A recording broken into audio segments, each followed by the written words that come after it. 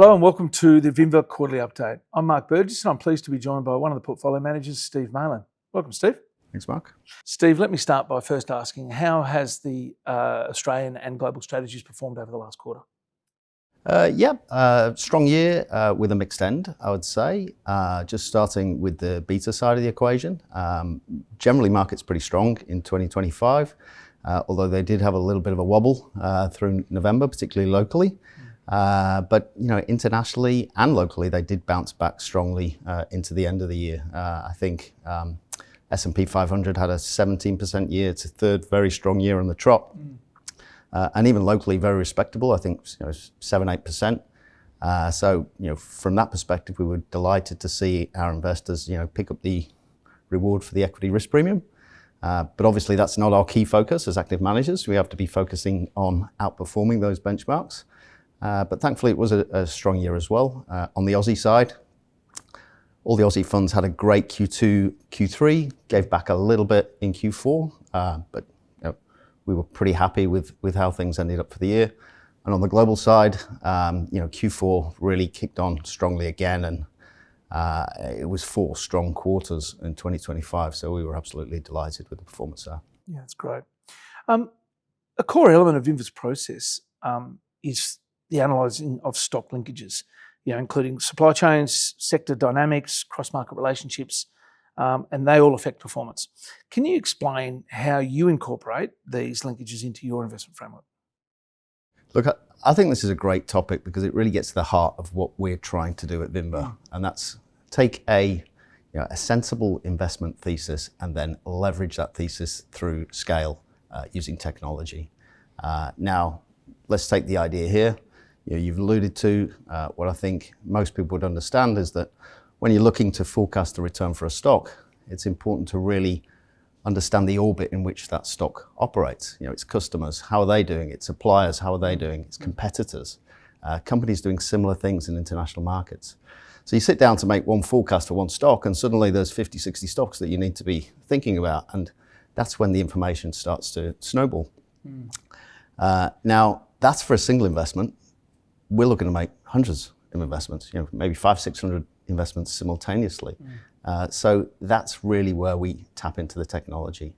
And we've spent probably the last decade or so looking at how to model these linkages between stocks. And we've probably got about 12 million linkages modeled in our infrastructure across sort of 15,000 stocks. And it's a very, very powerful tool when you're looking to forecast returns. Thanks, Steve. I want to drill into that a bit further. Can you perhaps give us an example of a local company that has global influences and the impact that has on its share price or its risk profile? Yeah, look, a really good example from last year was James Hardie. Now, we were pretty negative on James Hardie coming out of Q2 going into Q3.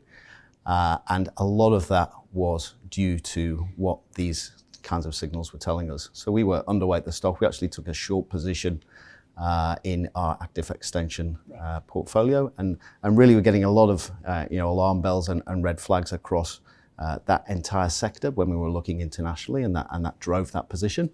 The company went into its result in Q3. It was negative. The market did not like the result at all, and the stock sold off, and obviously we were able to pick up some alpha in the funds that way. Another area that I think is worth drilling into is the word systematic. Vinva pioneered the term systematic investing. It was coined back in 1997. Not all systematic investing is the same, just like not all active management is the same. As an active manager, can you talk about the differences in systematic investing? Yeah, look, this is a really a great question, and particularly in systematic investing, it's very easy to get wowed by the technology side of things, and that can sort of cloud judgment sometimes. I think it's really important to take a step back, and I would always encourage investors to use really a lot of the same criteria in assessing a systematic manager that you would use to assess a fundamental active manager, and really that starts with people. Experience counts. You think, or rather I think you want a portfolio manager that's been around for a decent amount of time, seen a few cycles, can marry that enthusiasm with that sort of pragmatism. And I think that's something that we do pretty well at Vinva. I've been telling myself lately that it's pretty good to have a portfolio manager with a few grey hairs. And I think that's a good policy. The second item would probably be the philosophy that I would look at. And again, this is key. Does it flip-flop around or has it been consistent? At Vinva, we've been using a consistent philosophy for over 30 years.